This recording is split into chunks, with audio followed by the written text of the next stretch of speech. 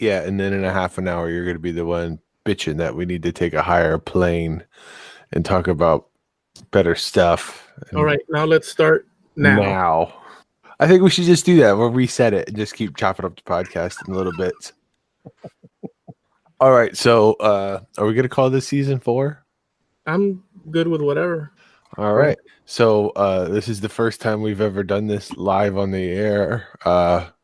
We're giving Rory his full deckhand, full share, deckhand, full share employee now. Deckhand. Yep. I appreciate the opportunity, and yeah, full share employee. When's the break? Yeah, breaks now. You get your keys for dangles. Basically, you got a title raise where you don't get anything else other than a new title.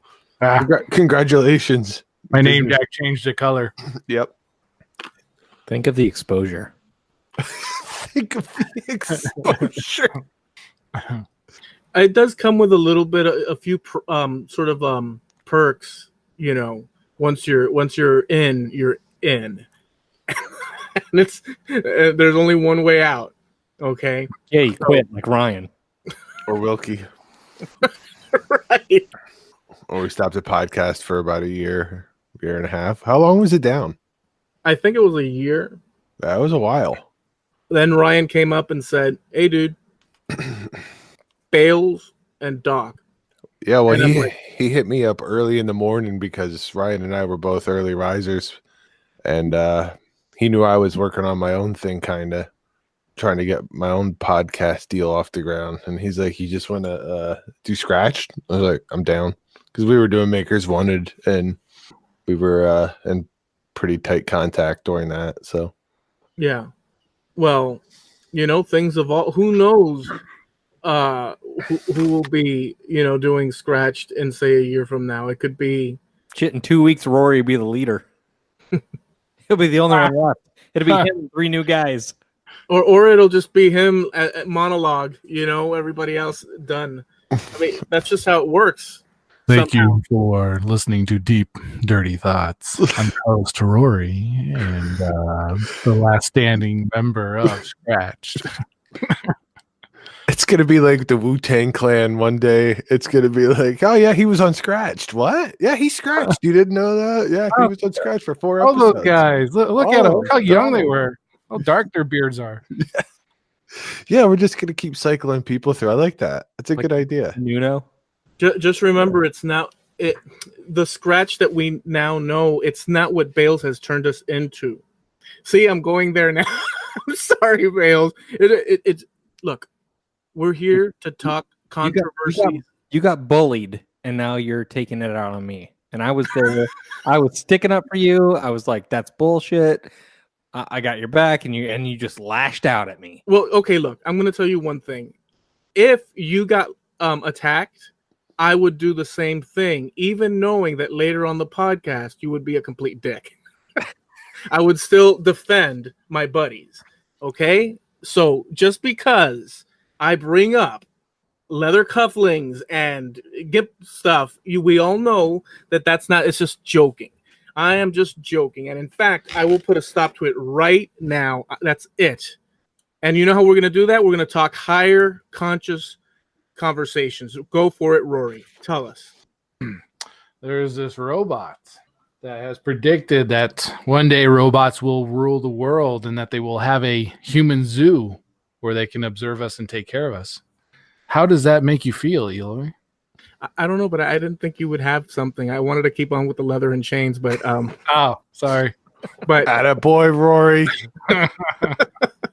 So robots would control the earth, and humans would be their what? We would be their pets. They would make a human zoo where they could feed us and observe us. I think that it would have to be far, far, far in the future because we own this rock. Computers, yes, we'd be out for the count if we didn't have, the electronics and whatnot. Like we were talking, I don't know when, about like what are those bombs that detonate and stop electronics? Oh, E-bomb. EMP. The EMP. Well, we'd be, up the creek, So I think that we'd break out of those frickin' chains that bind us, unless you're into that sort of thing. And we would definitely conquer our oppressors, because human beings we are incredibly, dude, we are freaking dangerous, dude. And we're not only are we dangerous to other organisms, we are dangerous to ourselves. We're like 50% dangerous.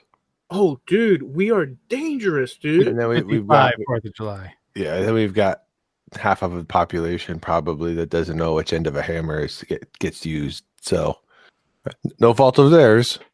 But I'm just saying, if stuff goes down, I don't think those are the people that are going to be like, "Yep, okay, it's time. Let's fight." The robot keeper could bring you a little bucket of public chowder, and you'd be laying back all docile, and smelling it. Yeah, I'd be like what is that? Is that It's a seal? or- A seal. Come on, I can imagine Eloy coming out of the water, rolling across the thing on his belly. Dude, if they just look, man. Okay, let's re-examine that. If they put a bucket full of chowder every day, hot and piping, and the cage had like one of those, those rolling couches that you can sit sideways, like those Roman sort of Netflix. Shay's Lounge. yeah, with a Netflix. And could I surf the web?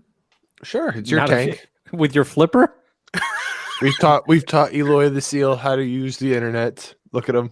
When did he become a seal? When he started making the okay. noise.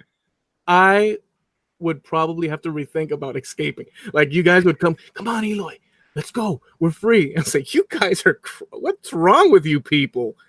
Go back to your cages before you get all of us in trouble. Yeah, if that were the cage, and I could do like an occasional Conjugal visit with a neighboring seal. Yeah, dude. I'm gonna have to rethink that. What say you guys? If you guys had like Bales, if your cage, if your cage had like hanging shackles, his cage would be like one of those bird cages, like a go-go dancer dances in. Like back in the '60s, you would see like girls dancing in a cage like a. But I like it. What do you think, Bales? I guess so. Like a bird No, cage. he's not happy. He's not happy with that. But you could have your own like large douche habitat. Like instead of the large mammal habitat, you could be like in the corner. There he is. What do you mean douche though? The Grumposaurus. The Grumposaurus. Yeah, the large asshole exhibit. we don't poke them over there. That could be where we are over in that corner. I don't know. I'm joking though. No matter how good, freedom is always, no matter how crazily, just incredibly scrounging around for a meal, I'd rather be free than in a cage. I don't see that. I don't think that our future is robots and humans. I think eventually we go biomech, and then where does that start and stop? I think as soon as we can get bolt-ons for ourselves, as soon as you can go and start getting like attachments. I mean, Yeah. I love to accessorize. I've been watching a lot of stuff about vintage video games. If I could get like the 32X for my head, like back a little port that I could change. Oh yeah, this is the upgrade. Now you can see, and this is the upgrade, and you're not hungry anymore. And it never works, and you're blown in. Damn it. Well, yeah, there would be the original. There would be the first like 20 years. There's always the learning curve, Bales, like that. Yeah, you'd be in there with the straw and the contact spray. So this concept it's a really messed up, exercise, but the concept of freedom, how we see it here in the West now, particularly America, is quite different than throughout history, because people just thought of you're surviving, you're getting your meal, you're you know what I'm saying? You're continuing on the species. That's how people thought of it. This idea of, navigating your own waters is the way we do is fairly new in the in history. So We're not free, man. We're just Hmm. kind of slave. Oh well, tell us about it. I'm still trading 8 hours of my time and life every day for money that then is taxed. But you've chosen this, have you not? Well, I could not work like you and be a different kind of miserable, I guess. I'm an entrepreneur. Oh, is that what they call it? A different kind of miserable. Well, no, but see, here's the thing. You say that, but what the truth of the matter is that you have chosen a series of decisions to put you where you are at, and there's pros and cons with the decisions that you've made. And so you've freely chosen to go in that route because probably either because that's happily what you've wanted to do. Maybe you're not happy. Maybe you are. Maybe it's half and half. I mean, these things vary, but it has been your decision. And society sometimes tells us what the stages of life and how that should go. And I am quite the loner myself. And I've kind of always been a rebel against the tides that so there's different, but we've chosen as we go. So you could as easily right now pack up and head to where is it that you're going to in El Salvador and explore the jungles. You could easily do that. You are free to do these things. Who's going to pay for it? Dude, you don't We could send you to the zoo there, Ooh. like on a zoo exchange program. you don't have to, dude. All you need to do is frickin' what do you call it? Hitchhike your way through Mexico. You know, people are leaving, and you're going the opposite way, and keep going south, dude. You could do that, and you know you could. I wonder how long you could actually do that for before you couldn't. Like the rides dried up, there weren't cars going any further south. I'm sure you could go a good while, but Dude, that would be.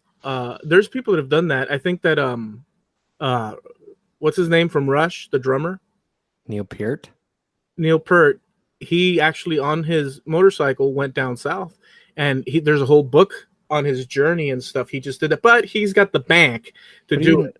Didn't Shia LaBeouf hitchhike with like a cameraman? Or am I just making this up? I don't even know who LaBeouf I is. wouldn't be surprised. That guy is crazy. Who is he? He's a young actor. He was in Disturbia, the 3 Transformer movies, the 4th Indiana Jones that no one speaks of. even Steven. You guys are so trendy. You know all the cool actors of the day. He's in that Teen Beat magazine that you do the knuckle shuffle to. Yeah, Tiger Beat.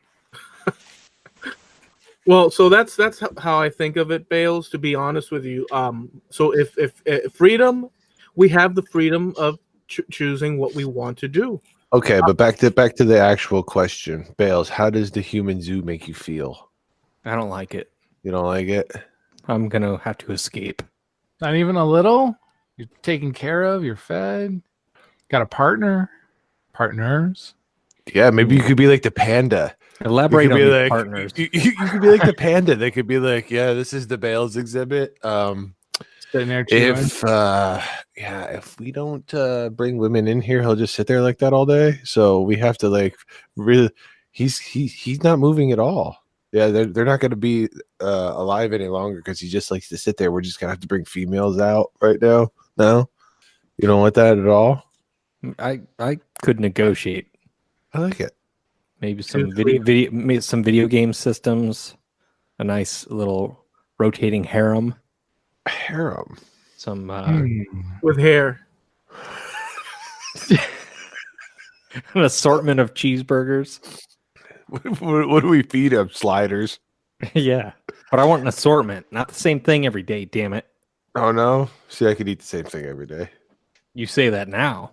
You know, I just want to say this one thing because it seems to me that in this world, it's almost like the robots would have to be working night and day to accommodate all these human beings and all their freaking vanities. I mean, Bales here needs Nintendo and freaking this and that and harems. I mean, the robots are actually end up working for us in the end anyhow. I'm sorry. We're the badasses on the block, dude. And that no, man, we are like high-end zoo people. We're not like gutter people, like a gutter cat. Listen, we're not strays. We're the zoo people. High echelon. When we see other animals, we stick our nose up at them. We're like, oh, look at you. High end. This isn't a trashy affair. No? I don't know what that means in reference to what do you mean that? What the hell do you mean? Say it again so that I understand, connected to what we just said. I'm saying you were just talking about anybody. You're the upper crust. You're the upper You're the crust. live exhibit as opposed to the stuffed human in the diorama. You're a specimen. Ooh, you are a specimen. Fine specimen. Here we have the Sweetwater. I don't know. Shit sapien. Shit sapien. Well, that's what can I tell you? And do we have to like and who's coming to visit us, dude? Robots? Robots. Yeah. Other robots. Which I find funny that other robots are going to travel in robot station wagons to come and look. They're not going to like download or see on the internet. They're going to be like, hold on, everybody, let's travel to the human zoo. Wow, Maybe they'll download it their old school. consciousness. They'll just download their consciousness to robot shells that are chained into a bike rack out front, like the shopping cart you have to put a quarter in to use. Holy at Aldi. Yeah. Well, damn, dude. I don't buy it. I don't think that it's it can happen. I don't see it feasible within our lifetime. All right, so Eloy, if you had to give the robots 3 rules, what would those 3 rules be? In the context of us being locked in cages. Oh no, just like we create this self-aware, independent robot, and you're the guy that gets to decide what 3 rules that robot can never break. Oh, okay. So it'll be like the movie where they cannot hurt other humans. You know how bad that went in that one movie. Even Like bad guys? RoboCop. Oh crap! It was RoboCop and the Will Smith one too. It's gone bad in literally every movie they've tried that in ever. Well, that would be my rule. So we're gonna repeat the error that they cannot hurt humans. That would be one. Because, right? Wouldn't you want that as part of the whole deal? You're the Supreme Chancellor here. I think that's the only freaking rule that they need, dude. Don't hurt humans. Oh, and follow orders. That humans, like, whoever your master. Do we keep a robot for everybody? Everybody get one. Oh, can I get what I would really want in the house would be Rosie from the Jetsons. Oh my god, that would be annoying. No, you don't think so? I would love that. Vacuuming things and picking up the couch and vacuuming under the couch, then putting the couch down. That could be Mr. J. You'd wake up and she'd be at the foot of your bed with her red eyes glowing. Yeah, I'd be like, "What's up, Rosie?" You can take Rosie. I'll take daughter Judy. Judy wasn't. She wasn't a robot. Right. I wanted a housekeeper. I'm just saying that Rosie's way cooler than a Roomba. If we're picking a companion robot based on cartoons, then I'm hanging out with Bender. You are Bender. That's true. Bender's hanging out with you. Yeah, he's hanging out with you. He says, "Suck it, meat bag."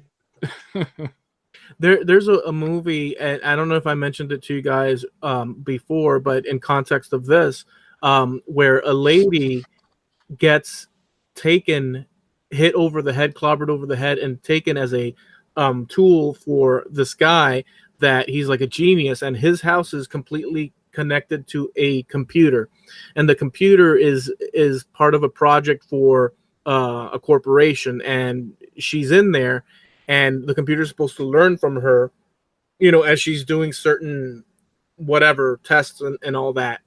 And the computer has no idea what's outside the house, but has all this information.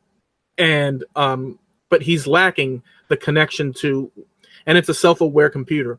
And she begins to figure out, let me see if I can befriend the computer so I can get the hell out of here. They actually become friends. And when the guy would come home, they would act like they didn't know, like they weren't friends. And it ends up that she was feeding him information, the computer, and he was learning about the world outside, but he was hungry for knowledge of the world outside. And well, you should check it out. It's on Netflix. I forget the name of it though. I'll look it up during the podcast here, if I can remember it. Have you seen that movie, incidentally? I do believe you've told me about it before, probably in a hangout. It's a great movie. That was the second synopsis I've heard of that movie, and it was pretty close. So that means if it was pretty close, it came from you twice. Because usually I don't get the same synopsis of things from other people I know. Okay, so I'd like to change gears and talk about my new personal hero in life, a man by the name of Billy Mitchell. I've fallen into this. Well, I think all of us have to a point a little bit right now. I found this link to this movie called King of Kong: A Fistful of Quarters, and it was how old is the movie? 2006. It's 2006. I was gonna say it's like a 12-year-old movie. You know, a little bit in the past. It's okay. Looks a little dated. It's all right. Yeah. Anyway. The movie is about retro great gamers. Definitely not Guys, about fashion. No. No. It's about retro gamers, arcade cabinet gamers, and it's about the guy trying to set the world record for Donkey Kong.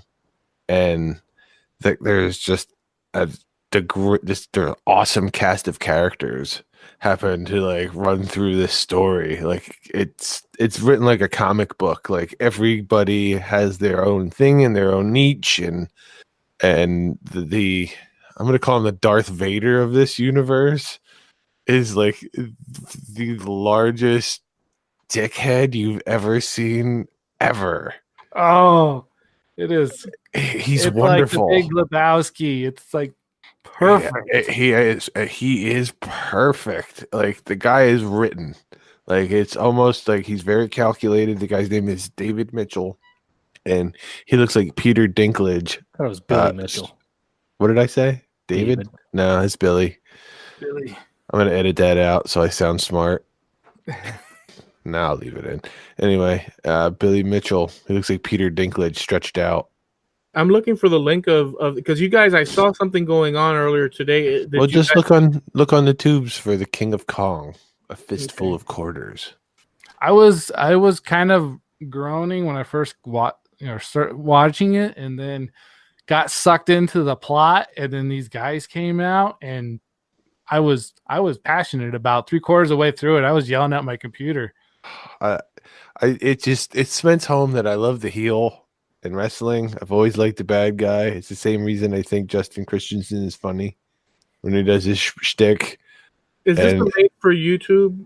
No, this was an actual movie. Oh, okay. Theatrical release, I believe. You can watch it on YouTube.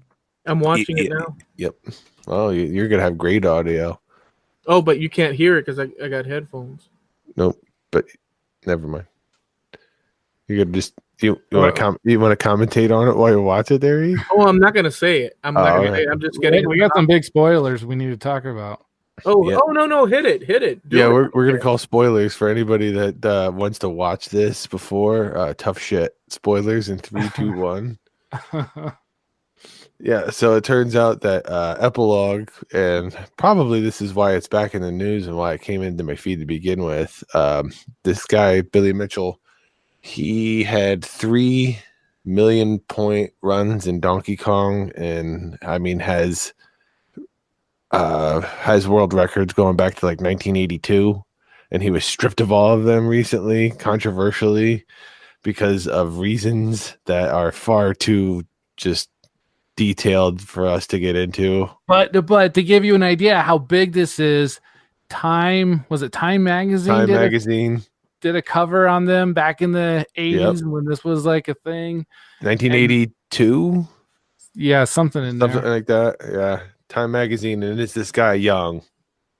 Time magazine, and then Guinness World Book of Records got involved. Like they had a guy wearing this referee suit who would watch these videos. Walter Day. Like, call this like a football game. This guy was great.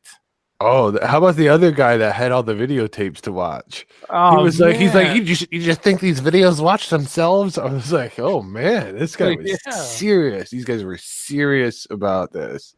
We had a classic arcade in downtown called One Up, And what I liked about it was like how they captured that paradigm that these guys walk inside of. So we walk in and it's like these retro games and stuff, but there's definitely a clique of these certain kind of guys hanging out inside of that. And this one guy was so passionate about Qbert, he was going to beat some world record on playing, I think, Qbert the longest, but he would play, get all these lives up, and then like go get something to eat or go take a nap and then come back and then play some more and get some more lives up. And it's ridiculous how long this guy was playing a game.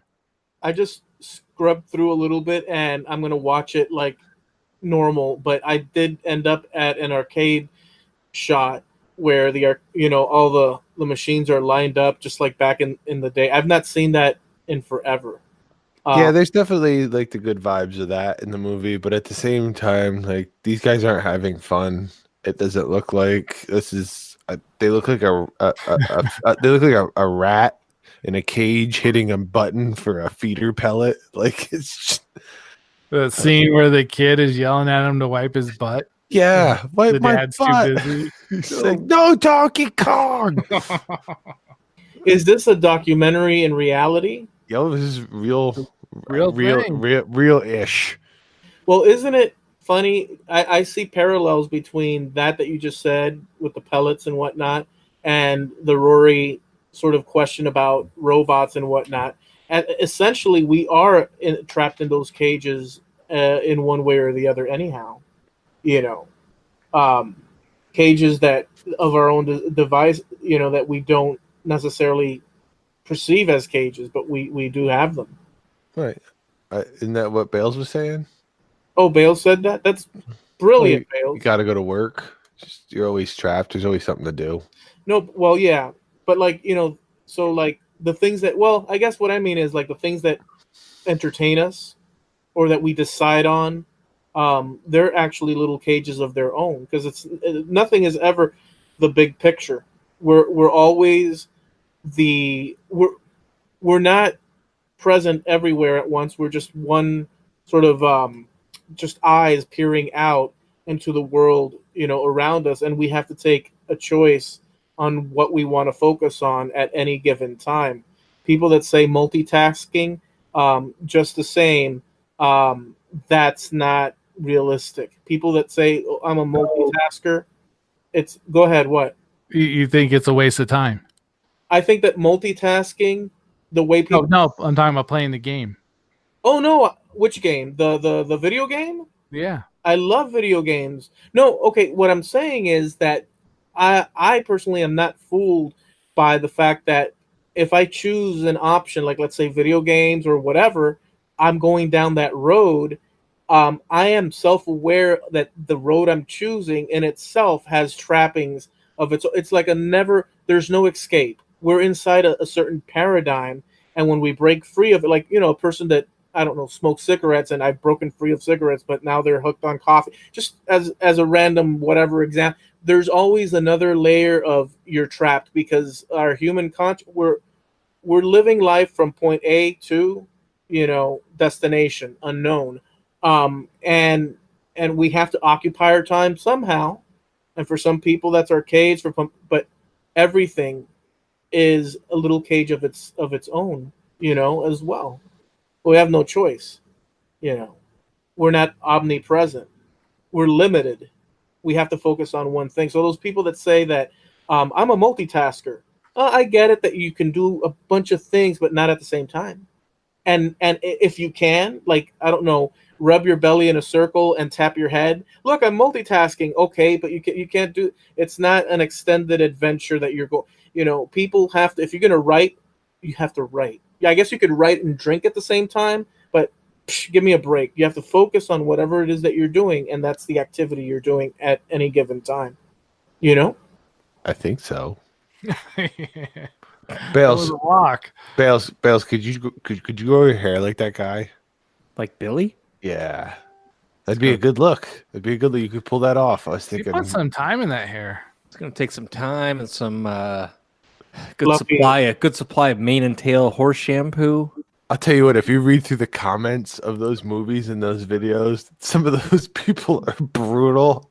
I've read some of the funniest things. The one guy was like, Billy set the record for the longest run of that hairstyle. It was just like everyone's taking shots at him. But the guy's so he's a restaurateur and he has his own line of hot sauce. I think he's just a businessman. He's got his hand in a lot of stuff. He looks like he's comes from money. Oh, okay. That guy smelled of inherited money. So he didn't make the money off this video game stuff. No, because if you looked at no, there's no money in that. You didn't see any of those guys with the big checks. And this is before like now where you can be a professional gamer. Those guys probably make money. They'd probably be digital checks because they were video gamers. Oh, yeah. I'm talking about the 80s though. Big checks. No, they'd be Nintendo sprites. Dude, but what about Billy's wife? I have to talk about her. Yeah, go ahead. Those that they were fighting out of that blouse. It was like you're watching angry cans, man. They were just angry. I was blown away because it's all these like skinny white guys that were looking really pale playing these games, and then comes Billy's wife. Pow! Yeah, it was like a big deal probably for a lot of these guys that Billy had like a wife. It could have been any kind of woman, and they would have been like, "Oh my goodness, look at that! It's a woman." But yeah, she was equally as ridiculous. Yes, as he was. It was like it was a great matching pair. It was like, okay. Oh, hey, look what I did there. But they were definitely paid for it. It looked like 2 gallons of hot sauce. Yeah. Like a Jessica Rabbit bust? They were like borderline popping out. Yeah, it was definitely a distraction technique. Like I said, everything this guy did was very calculated. Oh, I didn't even think about that. Yeah, no, he walked her around. He was, he probably waited till everyone was about their game. He came in late.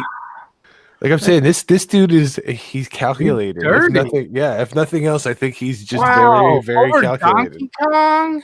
Yeah. Really? Well, the guy got in trouble for cheating at Donkey Kong because he didn't want anyone to have a better score. I know, but we're like, oh man. Since then, by the way, he's racked over 1 million points in a authenticated game live on Twitch. Unauthenticated or authenticated, real. Yeah. So he got busted on emulators. Yeah, playing on an emulator. Even though he says he didn't even know what an emulator was. Yeah, I think it's all BS. Bales. I think it's all conspiracy for the reason of them trying to make another movie or have a meteoric rise.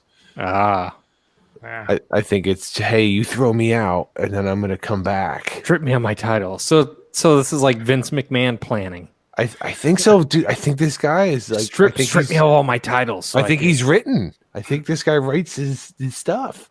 Because even when he talks, it's like you could tell that he's like a chess guy, and he's talking 3 steps behind. Like I already know what I'm going to say, so I'm setting that up, and I already know. Like I said, I just think he's very calculated. So maybe I should get like a Nintendo Power Glove and hitchhike my way to his city and challenge him. Yeah, he's a Floridian. You could probably never mind. You could probably have Little Sweetwater on the way. I don't want to go to that shithole. To dangle the United States penis. Are you trying to tell me? Look, are you trying to tell me that you're saying that the actual documentary is a pre-planned thing? I know it's pre-planned because they're doing a documentary, but no, he's saying that now that he's been stripped. I'm sorry, Bill. Yeah. He's saying the fake hype he thinks that it might be all fake hype, stripping him of the belt to try to bring some more attention to it, so they can do another documentary or get another sting in the press. Because the documentary's not. Maybe his wife left canned and started leaking into her armpit, and she needs a patch job, and he's got some funds. So if they're gonna make a movie, who would we have be Billy? Like for Steve, I'm thinking like Matthew McConaughey. I see Tom Cruise as. If you ever see the movie Magnolia in the beginning, where he's got the headset on, that's very short, Billy. So I would be okay with that. I see Tom Cruise playing him. Tom Cruise. Well, Billy's 6'3". Very tall Tom Cruise. They can do forced perspective, like Lord of the There you Rings. Tom Cruise isn't very tall, is he? He's like 5'5". Ashton Kutcher. Oh, Yeah. He's 5'7". I'll give him that. Look at that. I don't know. Congratulations, Tom. You're 5'7". That's not true. That's forced perspective right there. I don't know. Peter Dinklage. Like I said, he looks just like him. They have the same beard. They have the same haircut. Same nose. Yeah, they look the same. That's What about, the like, same. The same like plastered old look of school. they just smelled a fart. Yeah, they're looking off into the middle distance, like they just like conquered a small village. Like yes, What about like Tom Selleck? Is he still alive? He is. Like crap. Magnum PI. I mean, the last thing I knew him in was Friends, and that's been a long time. Oh I think dang. he would a young Kenny Loggins would be perfect for the lead for the Yeah, Kenny Loggins is another good one. I like that. Doesn't say anything, he just plays. He definitely looks like he was in a folk band. He looks like the mandolin player from every cheesy pop country band. Well, that hair, he could fit into like CCR real easy. and that's his hair now, Yeah. like nowadays. Now. Hot sauce now. Yeah, I've seen videos as recent as 2 months ago, and Starting to show some gray. Maybe it's a piece. oh, the hair, yeah, still with the vest, still with the American flag tie. And you know why they call me that, right? Right. Or no, what my My 3 letters is, you know what my letters 3 letters are, because I got to keep USA on top. I died when the guy was like TIE tie. I thought the same thing, so I was like, well, at least I'm an idiot on the caliber of the interviewer. Yeah, it's definitely a must watch. Like I said, we might be a little late to the party, but it's called King of Kong, and the characters are great. And look into it a little bit more because there's like an epilogue. It's happening right now. Those are like Mr. Awesome who drives the Mr. Awesome and the Awesomemobile. Awesomemobile. Yeah, He wears his like YMCA cop outfit. with an A on it. Yeah, Where do these guys come from? Oh my! like God. I said, every guy in this video, except for the lead guy, whose name is Steve Weeby, who's the guy that's trying to break the record, who's just like every Neglecting his dude. son. Yeah, besides the fact that he's neglecting his son and not wiping his butt properly. He's just like Joe, every guy. He's just like, Joe bad haircut. And like everybody else is just crazy. And then sprinkle in some like real hardcore, like nerdy type dudes. Because that's the other good thing is those guys that keep calling him on the phone as things are happening. Like he's getting updates. They're calling him. Crazy Yeah. movie. Totally worth the time. You're giving updates on the points. Yeah, he's at 300,000. Yeah, 350. Yeah. So Eloy, are you the king of Kong? King of Dong. What was your favorite arcade game, Eloy? Oh, what system? You have to break this down, brother. What do you mean system? Let's start with the arcade. We're talking arcade right now. Have you got in front of a full body, like the one you go to the like? Yeah, a arcade? stand up unit. I used to love. I don't know the name. I guess you guys will tell me, but because it's been such a long time. But the one where the little guy goes through different dungeons, and he's got an axe that he swings and goes, and when you hit people, they turn to gold. This is from back in the '80s. I think it was it Faust? No, Joust? No. And the little character, and you can move like it kind of was like Zelda, but not. A bunch of skeletons would jump out, and you're looking at the dungeons from an overview, looking down, and you go from, and you'd have to move these rocks to get into the next section, or boulders. Do you guys know which one I'm talking about? No. No. Damn, it would be good if you did, because I don't remember the name of it, but that was my favorite. Be a lot cooler if you did. Well, it's been. Did it look like Conan? I think so. Golden Axe? The Cone what? Cone Axe? Golden Axe. No, not Golden Axe. Golden Axe. Whoa. I think it was. Paperboy? Oh, that's horrible. Oh, Paperboy. I liked playing that arcade game. I remember that being one of the ones that I really loved because it was. Not a D&D damn thing wrong with related. Paperboy. What's that? There's not a damn thing wrong with Paperboy. No, it was good on the Nintendo. But the other one, I guess, since we don't know which one this one is, the other one was the one where you'd sit inside and you were piloting an X-wing fighter, and the graphics on the screen were actually like black and green. All the grids were green, and you're flying and trying to destroy the Death Star. And it's like the cheapest graphics ever, just line art. But you're inside that machine and you're playing it, and you can move the steering and everything. It's just bad to the bone. This is an old school arcade game, so I like that one as well. I mean, that's the answer. That's my answer. How about you guys? I remember my first one. Okay. We grew up. I grew up in a small town, so the grocery store was the place that you went to go play those. And they had that one. It was the white ninja against the red ninja. Karate, I think it was called. That game was crazy. Where they say fight? They'd say fight, and then they fight? Yeah.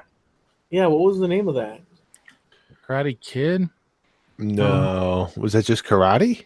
I mean, karate. Or is that kung fu? That's good. Nope. Yep. Arcade Karate Champ. Karate Champ was the name of it? Yeah.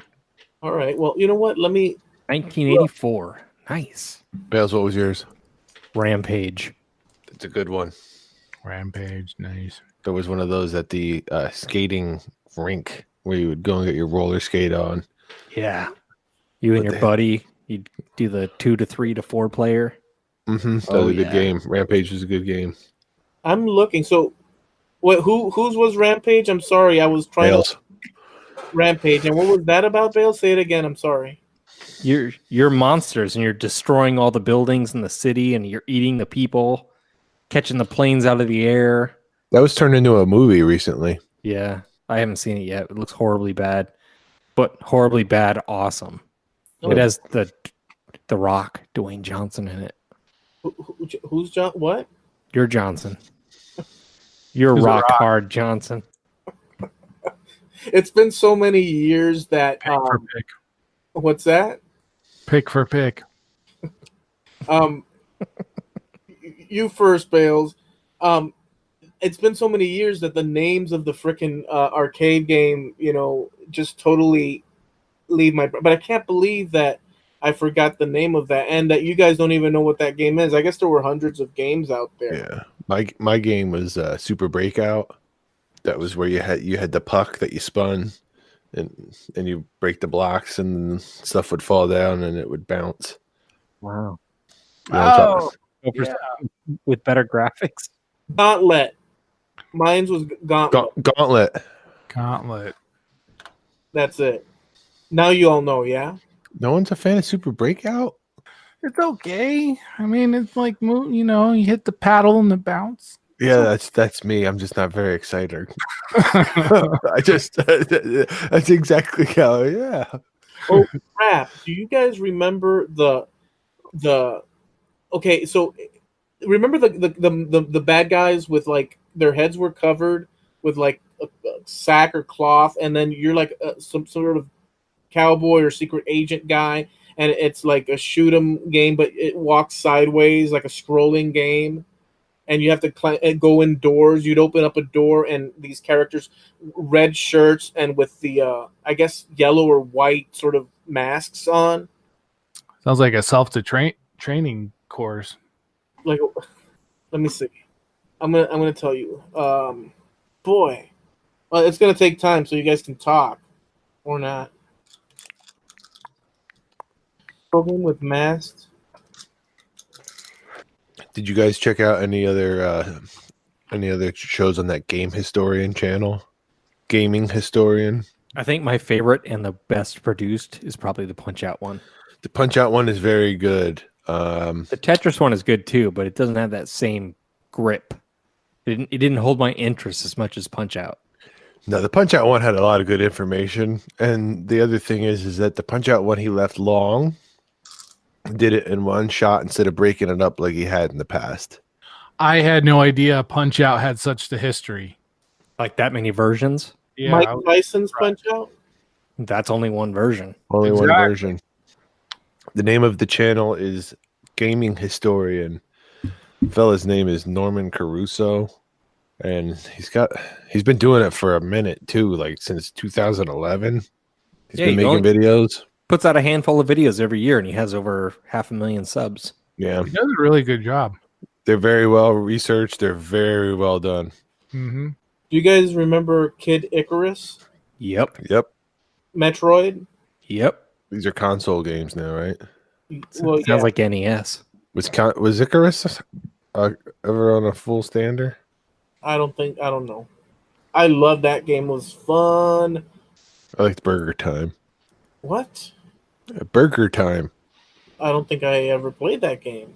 I never had Burger Time. I had fast food on the Atari 2600, baby.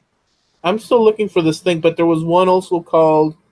What was the one where that you can play 1 player, 2 player with your buddies, and guns would fall into your hands, like when you blew up certain things, and you could have like 3 freaking Contra. Dude, Contra was fun. Loved that one. Up, down, down, left, right, PA. You Select still start. remember that? The Contra code, man. The Konami code. Yeah, dude, that was awesome. There was some crappy games, a lot of crappy games on that Nintendo. But you all had Nintendo, yeah? Yeah. Mm-hmm. That was an awesome system for the time. Do you still have yours? No, but I have an emulator. Yeah, we have one. A lot. Amanda went on this Nintendo craze for like 3 years, and she's got the mat and the power glove and the gray gun and the orange gun, and it's crazy. We'll probably take it out once a year. I still have my Nintendo, but it doesn't work anymore, and it's just not worth. The nostalgia is not worth it. We could just get an emulator that works perfect, in my opinion, and go from there. Loading those cartridges is kind of a pain in the ass.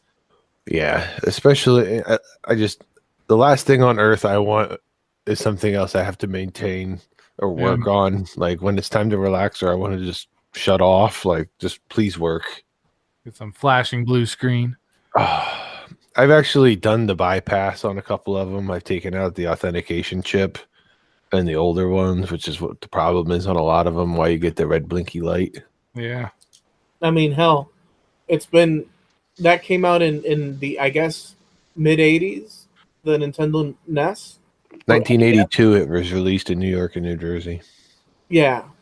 I wish I still had, I mean, just, to reminisce, I wish I still had them. I wish I still had my G.I. Joes, to be honest with you. I was looking the other day and saw the prices on those things, dude. For those original ones. Freaking crazy. For the original 12 inchers? Not the original. I didn't have the original 12 inchers. Is that from the base of the feet? Yeah. It's from the dick root. Yeah. I'm talking about the ones in the 80s. The little ones. Okay. Fours. Yeah. Were they 4 inches? I still have all those. I still have them. You still have them? Oh, yeah. All of your G.I. Joes. And my Star Wars. You have your Star Wars too? Yep. Did you have the USS flag? No. That's all I know. That's what I also asked have people. all my Legos and all my constructs. Ah, screw those. But you have your Star Wars and your G.I. Joes, dude. Yes. Can you bust them out one day? They're in Tennessee. You guys should meet up there and go play. Yeah. Play date in Tennessee. We'll go just to a field and you stand on one side and we dig little trenches and we make mouth explosions. Explosions. I'll leave those to you. No. We're on your turf, so you can do all the mouth explosions that you want.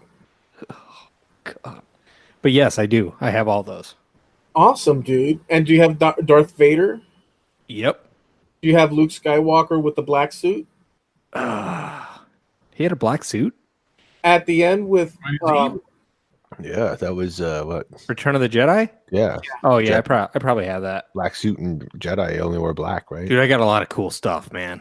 I got the Ewok village, the little Hoth base with the stupid droid, the spidery droid, do you have Jabba the Hutt's little stupid thing that he was Yeah. in, the Rancor monster. Do you have Yoda's lair? Yep. I had that one, dude. Can you at least have your folks open up the and take pictures so we can see your original? It's all in a crawl space. Dude, do you have the Millennium Falcon? No. I always wanted that thing, but no, I don't. I had the Millennium Falcon. And you don't have any years anymore? None. Zero. What happened to him? I gave them to my cousin because I stopped liking toys and passed it on so that he could enjoy it. I didn't have, vision of the future, but now looking back, damn. My brother sold them in a garage sale, and I was like, oh, hell no. I ain't doing that. Oh, no. Yeah. That sucked because your parents had to buy 2. Yeah. Damn, that sucks. Yeah. We had 2 of most things, but there were some things we didn't have duplicates. So when he went to sell them all in the garage sale, my mother put stuff that I didn't have. She held them aside. The hell with him. Damn it. So yeah, G.I. Joe and the Star Wars were a big deal for me. Remember when the swamp people, the ones where their chests, they changed colors and stuff. I forget what those were. Yeah, when they started getting really weird was the tail end of my childhood. Yeah, those were bad. The guy that had the fake face, and if you took his face off, his skin turned green. And then they had the boxer guy and the Sergeant Slaughter and the guy with an alligator. That was the tail end of my childhood. One of my favorite of the G.I. Joes was the dude that was I think he was in a yellow suit or something, and he was a fire tech guy or something. That was such a bad to the bone freaking action figure. It was yellow or was it red? Was it red? We talk about Lifeline. Damn. Let me see. Once they started making them all with companion animals. K9 had his German Shepherd, and then the sailor had a parrot. Yep.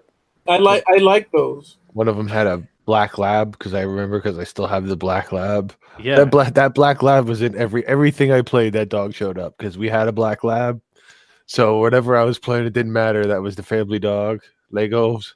He was twice the size of the Lego people. Here you go, full size dog. When they play Matchbox cars, here comes the dog, your little black dog. Here you go. You know what? Maybe it was orange. I'm trying to find it here, and I'm finding G.I. Joes that I never knew existed. And your nostalgia sucks. Dude, what do you mean? You can't remember anything. You're it was so great. I think it was yellow or purple, maybe black. Pink and blue with spots on the side. Okay, no, it was red and yellow. His name was Distro, and he was gold. What was that called? That dot back in the 80s? It ate other dots. Pac-Man? It's Blowtorch was the one. Blowtorch. And it was red and yellow. Gotcha. So how about that? Yeah. How about that? I had a couple of the G.I. Joes. The ones that are probably worth money are the ones that you had to send away for. Remember, you used to have to...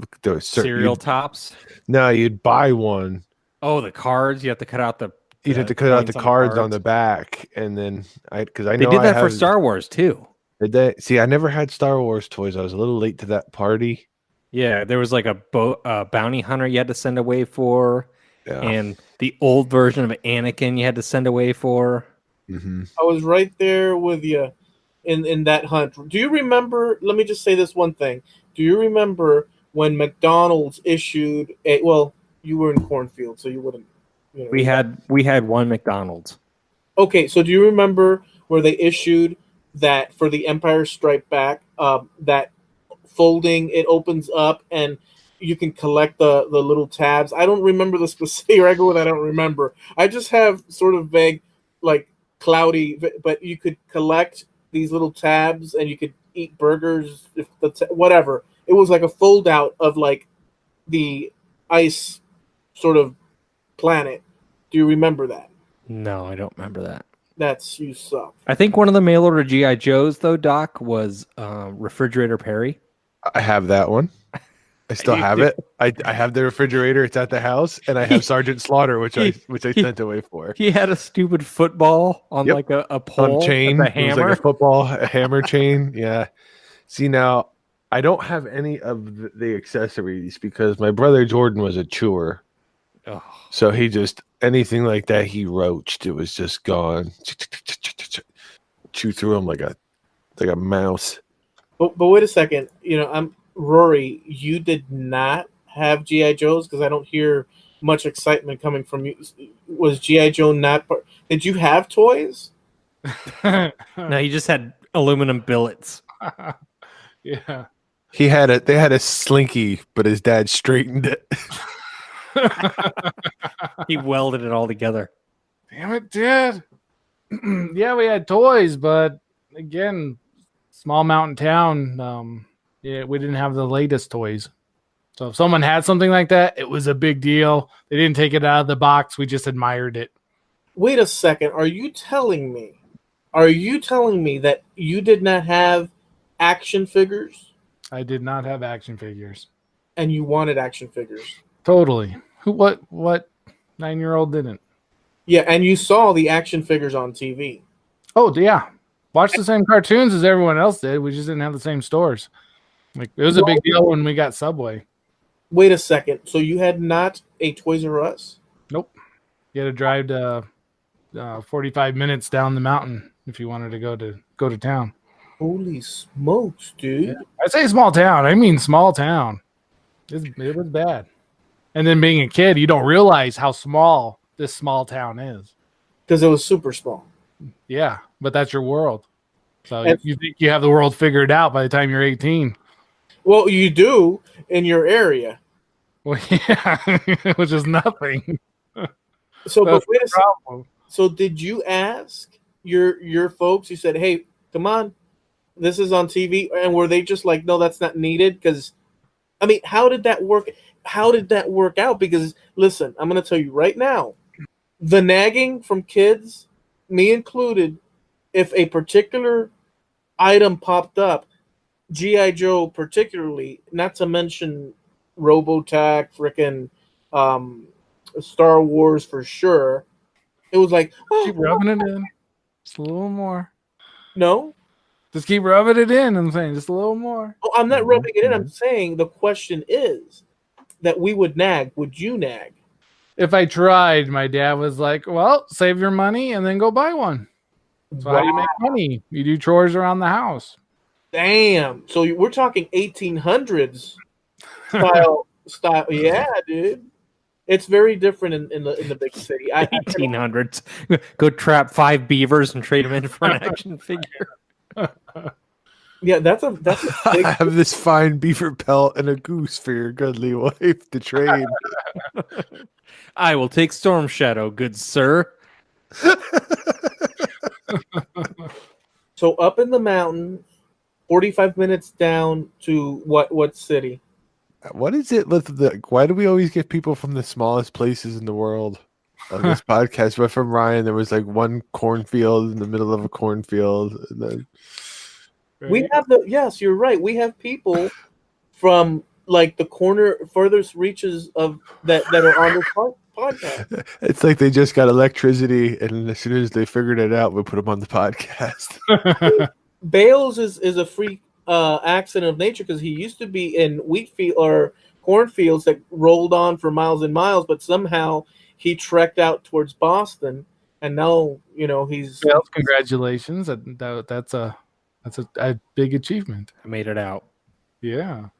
And now he's looking to go to a far, isolated region of the world as well. It's funny how that works. You would think that you'd be happy to stay in Boston. Nope. Never happy. Never happy? Nope. Because what's better than Boston than a starving country?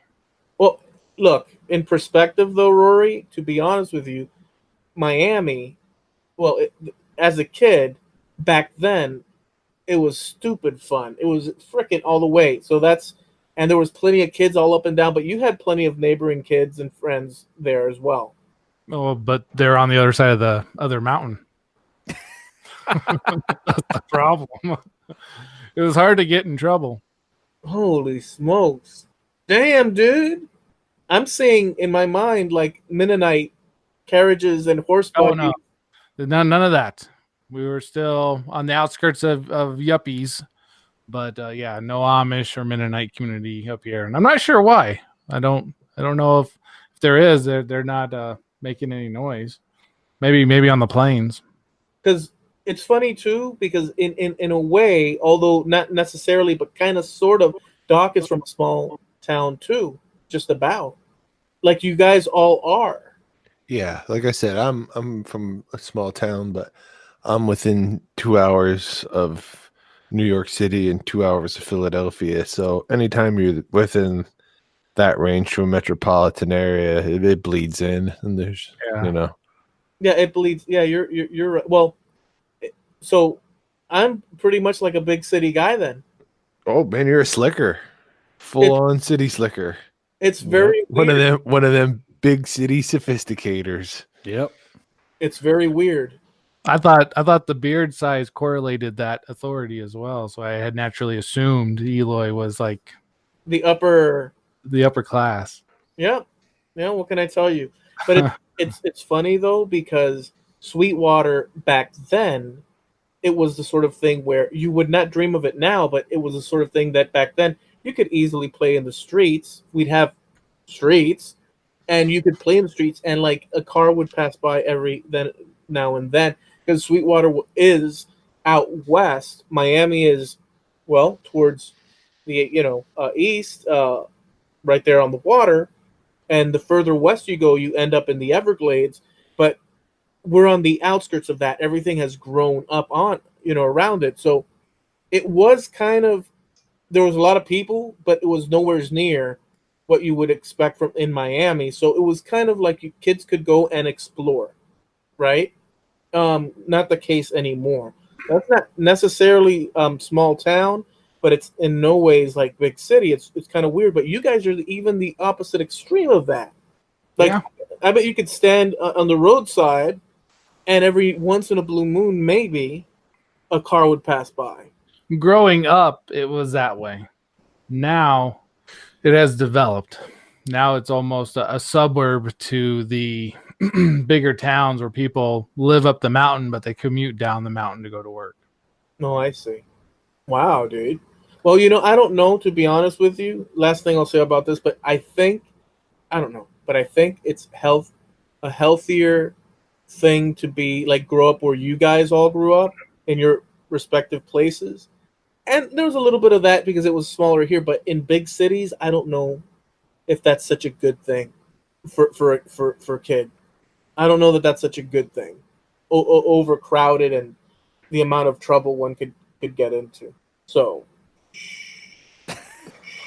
I can't imagine raising kids. Oh, excuse me. I can't imagine raising kids in a city like that, like a real city. Yeah, doesn't sound like a good thing. No. And where do you take them when they get rammy? You always got to find somewhere to go. It must be hard when you can't just go to a park.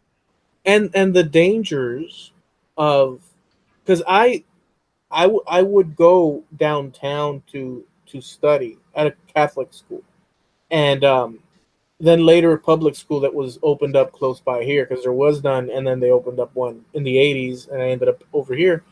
But when you're in a big school with many kids, they also bring their habits and stuff, and they will pollute your child with all sorts of crazy notions of misbehaving, peer pressure and whatnot, which you guys probably didn't have much of.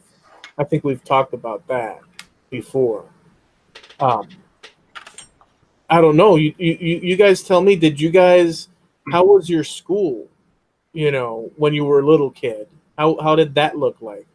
I think like anybody else's school, we're all pretty much monkeys. Everybody had their own little tribes, their own little cliques, and hung out with them. And yeah, there was same dynamic.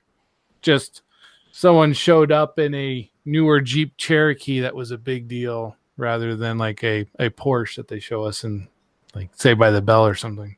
Oh yeah. But were there a lot of kids?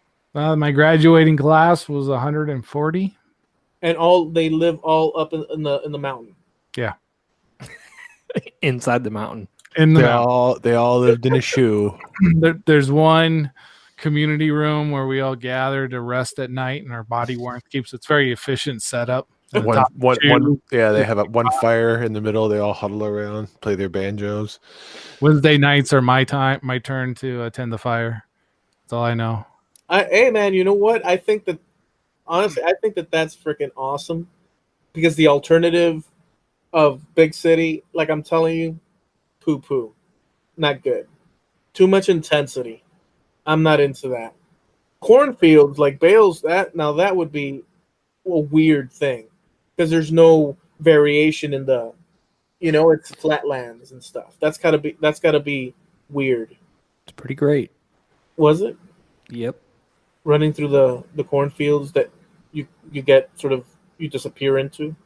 Mm-hmm. Did you ever do that though? That you would run through the fields like we see in the movie? You can't do that. That those leaves are pretty sharp. They hurt, but you can do it. Oh man, like we have pine needles. They're just pointy. I remember it was like a huge deal when we got the first like 24-hour gas station convenience mart that was open. That was a big deal. Wow. Dude. Yeah. I was in high school, I think. Oh wow. Not the 90s. Yeah. When I was younger, everything in town shut down about 8:30, 8 o'clock.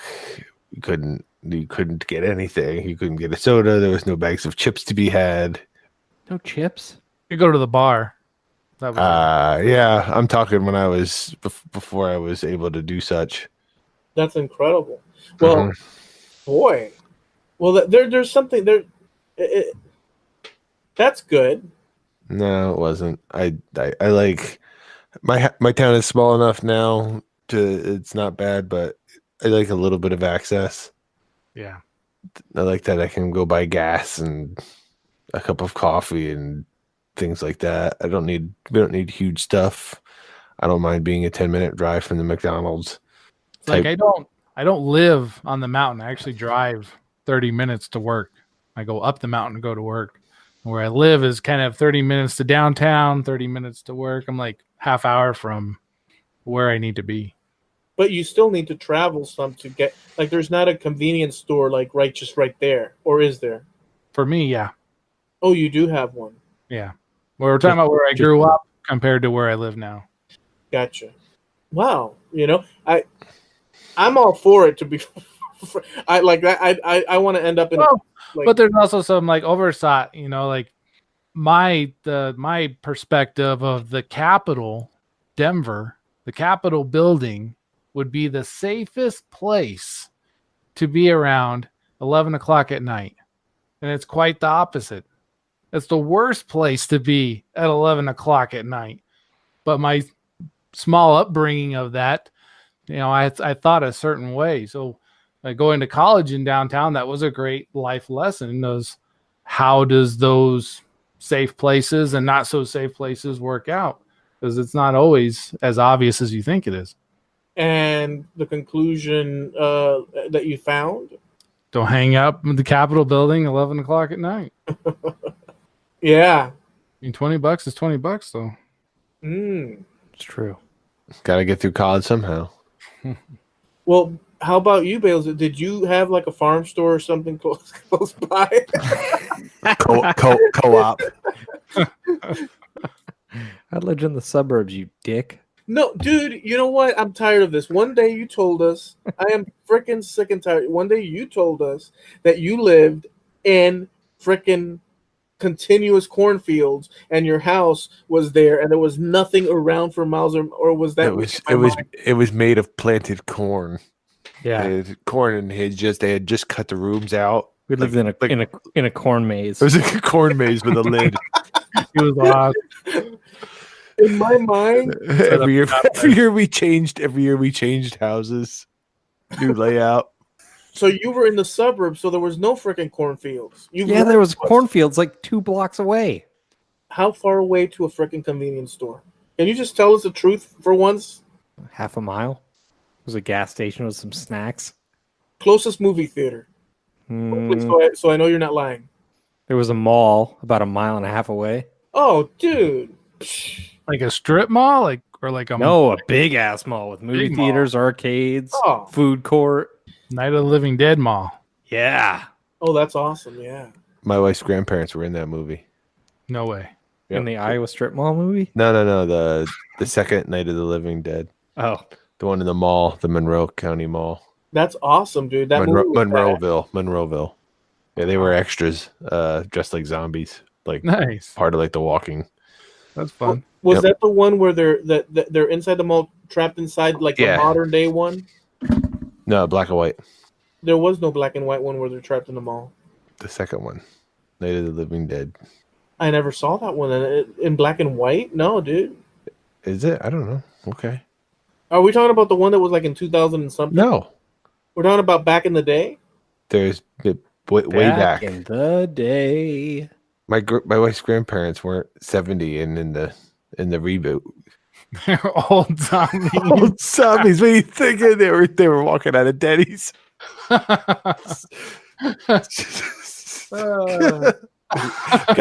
Gotta get home to watch Matlock. Okay. No, you're making too many assumptions. Remember, old zombies exist as well and all that. But whatever. So that's a cool thing, dude. Yeah. Yep. And I can no longer. Living Dead 2. I didn't know that existed, dude. Whatever one during the mall. I think it's the second one. No, there's a new one in the mall. Are you sure they didn't do that within the past decade? I'm pretty sure. It would be funny if they were extras for every movie, but they just were getting older in every movie. Yeah. Career of being zombie extras. That's what they do. I'll never be able to frickin' say the corn. I'll never be able to say the corn thing again with Bales because now he's got a frickin' mall. Look how much things have changed in this 4th season of Scratch. I'm gonna Google Earth it and send it to you so you can see where I grew up. Yeah, it's gonna destroy the illusion. If I see too much human activity, I can no longer enjoy the cornfield sort of jokes. I know it wasn't 1.5 miles for me to get to the mall. Was it further? Oh yeah. You're probably well, actually Rory is probably the most of the isolated, but you come in probably a relative. No, not. He said 45 minutes to get to down the mountain. That's crazy. That's a lot of zigzagging down the mountain. Damn, Rory. Yeah. Twice a day. To fetch water. He had a bucket that he would go and fetch water with. 45 Sometimes minutes. 2 buckets, if I remembered. Yeah, he had one of those poles that went across his back with the bucket on each side that he would see him walk down, fetching water. Well, wait a second. A water fetching pole. How deep do you have to frickin' go down for a well when you're up in that mountain, dude? Depends, because of obviously the mountains and the valleys. But you could hit water in 40 feet. It could be 140 feet. Most of the time, what they do is that they drill for water and they try to hit multiple lines. That way, if one goes out, you still have 2 other water sources hitting that pump. Oh wow, damn! So where's your your satellite view of your area, Bales? It's gonna take me a while to find it. It all looks really different. Is it just like? Oh, does it? Yeah. What's the satellite location? I can't reveal that. Yeah, the Bales lair. Ladies and gentlemen that are listening right now, just go ahead and cover your ears. Those earmuffs. I can't have people going to visit my childhood home. Yeah, I was thinking that. I was like, why? Like a pilgrimage? Yeah. Oh my God, he used to live here. They This is told like us he would be here. This is the third person. Have you Yeah. seen the Bales? Dude, You guys gotta stop coming here. were you right in Des Moines? No, I was He's in been- the suburbs. He's been telling you he's been in the suburbs of the capital city of Iowa the whole time. So that means that there was corn behind him, but in front of him was houses. Didn't every house come with like some corn plants? Yep. You get a free corn. What do they call them? Every house came with an acre of corn. You could decorate it in Christmas. Who's the dry corn with it?